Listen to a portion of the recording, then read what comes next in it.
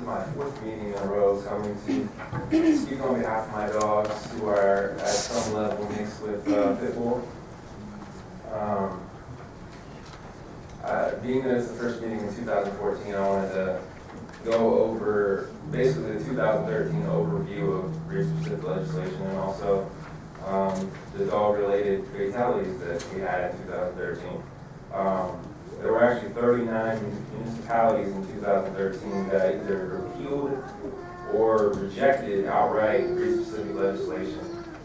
There was 5 states that rejected at the state level attempts at passing breed-specific legislation. That was North Carolina, Tennessee, Rhode Island, Oklahoma, and Massachusetts. There was actually 3 states that passed state laws that prohibit going forward breed-specific legislation. And that's Connecticut, Nevada, and Rhode Island. And we also have that here in California that prohibits breed-specific legislation. And that's what this council right here, led by Mr. Madison, is trying to overturn. That's discrimination.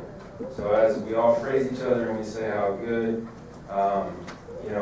we are as people and look forward to 2014 being better people, how about you guys start by, discarding the idea of discriminating against millions of dogs. This basically is just a chart that shows all 32 dog-related fatalities in 2013. The red represents 3 reckless specific circumstances that I've consistently pointed out, one being roaming loose dogs, another being chained resident yard dogs that aren't family members, and the third being unsupervised children. As you can see, out of the 32 dog-related fatalities we've had in 2013, 26 involved either one or more of those circumstances. So 26 out of 32 involved either one or more of those circumstances. There was only 6 out of 32 that involved none of those reckless circumstances. Again, either loose dogs, chained dogs, or unsupervised children, or mix thereof. Out of 32, there was also 17 instances that had no pictures of the dogs involved. In comparison, in 3 days, there's more teenagers that are killed by texting and driving than dogs killed the entire year of 2013. So maybe, Mr. Madison, you might want to focus on that. The last thing I wanted to say was, a lot of people, I've been promoting this and trying to get people to come, and a lot of people have been emailing you guys, and the auto response that goes out claims that you're not trying to ban dogs. We know that's not true because I've been watching and coming. This gentleman right here wants to change the state law, and the council has supported his efforts in doing that. So even though it's breed-specific mandatory spay and neuter now, we know that you want us to change the state law. That's a ban on dogs, so at least acknowledge that when people email you and don't act like that's not That's enough. Be quiet. What was that? Respect. Be respectful. I said that's enough. You could honestly listen to the last Mayor, person. who There's a talked red about- light on. Nobody told me to stop, sir. Mayor. I'm not looking at the light. I'm looking at the council members. Mayor, I'm speaking to them. Mr. Kennedy? Mayor, may I ask a question of staff in relationship to the gentleman's comment? I'm not aware, and maybe I missed the meeting, where the council took action as a council to overturn or request the overturn of any particular state law. That's the first thing. And then secondly, I'm not aware of council taking action related to breed-specific ordinance that was drafted or requested to be drafted by the city attorney. So if my memory is incorrect, I need to have it refreshed. Yes. John, maybe you'd go over exactly where things stand as far as the council's policy making in regard to the regulation of dogs. With respect to the mandatory spay and neuter ordinance, the city attorney's office was directed to return with an ordinance, and my understanding is we will have it on the agenda on the January 27th city council meeting. That was directed in November, I believe. Does that, It's a mandatory spay and neuter for pit bull and pit bull crossbreeds. was I absent at this? You were absent. Oh, I see. And they also instructed the mayor to email the state. You've had your opportunity. So just for the I'm just record- answering his question. Just for the record, Nobody else is. just for the record, I was not present, and life goes on when the council member is not present, but I'm not in support of the action that was taken by council, and so I just want to be on the record, so it would be abundantly clear. Previously, I had made my reticence known to council during a meeting where I was present, and there has been no change from my position related to that, given the fact that breed-specific legislation is not a panacea to the questions of a particular breed being violent. It's not a particular breed being violent, it's people that are violent that teach dogs how to be violent.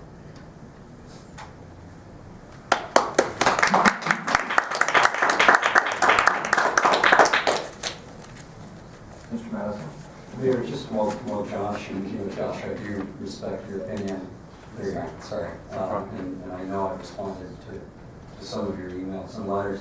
Just while you were talking, I just looked up fatal dog bites in 2013. Mm-hmm. And I can't vouch for the veracity of this information, although it's quite detailed with names, dates, references to police reports and things. It's at something called dogsbite.org. That's the last site you should be on. The person that runs that website is basically, Like I said, I can't vouch for the veracity, but it certainly seems credible. And there are a couple of cases here that I recognize. okay. And according to this site in the United States in 2013, there were 31 fatal dog attacks. And I understand that pit bull breeds are somewhere between 4 and 6% of the dog population in our country. So you would expect, if everything else was equal, that a similar percentage of the dog bites, the fatal dog bites, would be caused by pit bull type breeds. So that would be 1 to 2 out of the 31.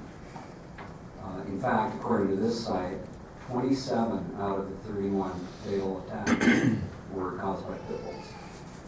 And they ranged, all but one of the 27 was over the age of 60, which is mature. It's younger than it used to look to me, but certainly is a mature person. And there were several people in their 80s and 90s, including a 96-year-old and a 91-year-old who were killed by pit bulls. And then, probably even more tragically, because a life unlived, there were many victims under the age of 7, including a 14-month-old and several 2-year-olds. And so this notion that we're somehow discriminating, that it's not discrimination, we're talking about a very dangerous breed of dog that year in, year out is responsible for the overwhelming majority of fatal dog attacks. And my only interest is in preventing that from happening in Pasadena. Good evening, Mayor, Council. My name is Marla Boucher. I'm a Pasadena resident and an animal attorney.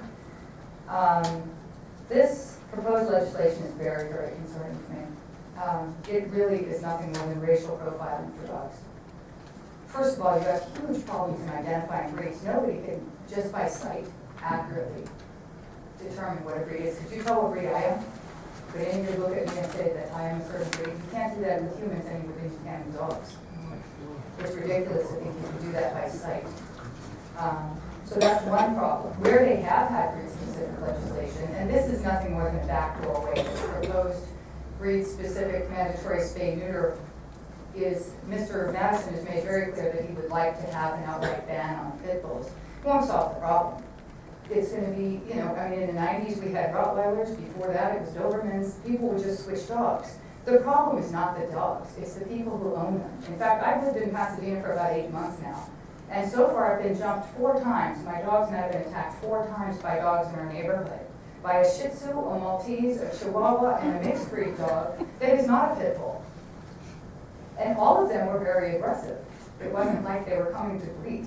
The one pit bull I did see loose in our neighborhood, or pit bull type dog, was amazingly friendly. I tried to catch him, He was very sweet, he wasn't bothering anybody.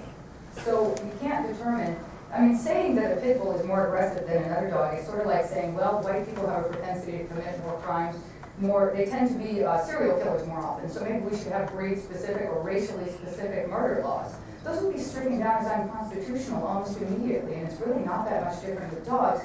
When I moved to Pasadena, I was sort of attracted here by the brain trust that is Pasadena, with Caltech, with JPL and NASA, and frankly, I'm incredibly disappointed that you would buy into this junk science like dogsbite.org, which is notoriously inaccurate information. One of the things you really have to look at in these so-called dog attacks, first of all, is try to really identify the breed, but you have to look at all of the circumstances surrounding a dog bite. If you really probe the person who's bitten or the owner of the dog, you'll find that there are a lot of common characteristics. As Josh pointed out, they're very often unsocialized dogs that are chained or tethered in a yard. They're not socialized with humans or other dogs. They're unattended children. There are a lot of circumstances surrounding it, and they're almost always misidentified. So to try to discriminate against a breed will not solve any problems at all, and I really had hoped that you as a city would be a little more enlightened and progressive than that. Thank you. I'm not going to argue facts. I just would like you, in your research of breed-specific legislation, to consider the personal effect and the economic impact. As a freelancer in the entertainment business, I'm called upon to work in various cities and towns across the country. Now, I just adopted a dog. I don't have DNA evidence, but he happens to look slightly like a pit bull. This means before I can take a job, I have to research whether or not that city or county will allow my family member to come with me on my job. If it doesn't, I don't take the job.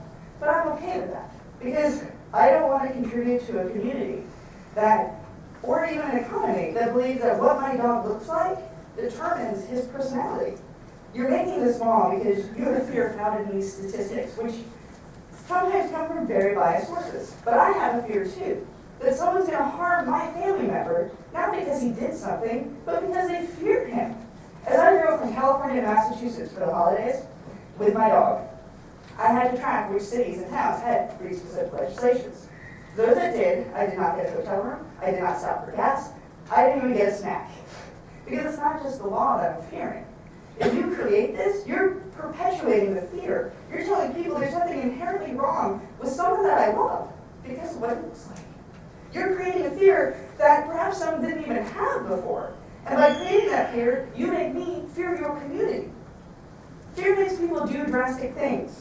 You're trying to create an ordinance and overturn a state law. Well, what are other people not so simple going to do?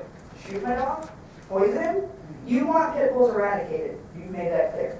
What you're telling me is you want my family member dead. I have a choice where I do business. I have a choice where I live and where I play. And my main concern is keeping my family safe. If the city of Pasadena chooses to allow this ordinance and try to overturn this law, I will not contribute to your community or your economy because I need to keep my family safe. This is Tucker. He is my family. I love him. I don't care what breed he is, and neither should you. Please don't go through this ordinance. It won't eradicate your fear, but it will create fear in me. And remember that behind every dog that you discriminate against is a family that you're ostracizing from the great city of Pasadena. I'm an animal advocate, a pit bull rescuer, and a board member of a nonprofit spay and neuter clinic. And you would think that someone that promotes spay and neuter would be in support of mandatory spay and neuter, but actually I'm 100% against it because I know that research shows that intake numbers go up, not down, and it ends up killing more dogs, not less. I'd like to share with you that the White House says that bans on certain types of breeds are largely ineffective and often a waste of public resources. Any dog can bite, and BSL doesn't address the underlying issue of irresponsible ownership. That's from the Obama. And the CDC even acknowledges that there's bias in the media about pit bulls. So a lot of the alleged dogbites.org, it's not a reliable resource. If you want a reliable resource, I've emailed all the city council members research. I brought some today. There's a list of organizations that are against mandatory spay and neuter of any dog breed, not just pit bulls. The ASPCA, the AVMA, the AKC, American Kennel Club, the No Kill Advocacy Center, Best Friends Organization, and Fix Austin, which is a no kill organization and shelter. And basically, pit bulls are not dangerous. You're more likely to die, 200 times more likely to die from aspirin, and 500 times more likely to be murdered, and 1,100 times more likely to commit suicide than to be bit or killed by a pit bull. There are 75 million dogs owned in this country, 300 million people, and only 30 that were involved in incidents that are fatal. And the real number, not the fake number, is less than 38% of them were involved with pit bulls, and even then, that wasn't from DNA testing. So fundamentally, it costs cities more money, not less, to institute mandatory spay and neuter of any dog, not just pit bulls. And breed discrimination is completely illogical. And I just really urge you not to make this mistake. It's a huge mistake.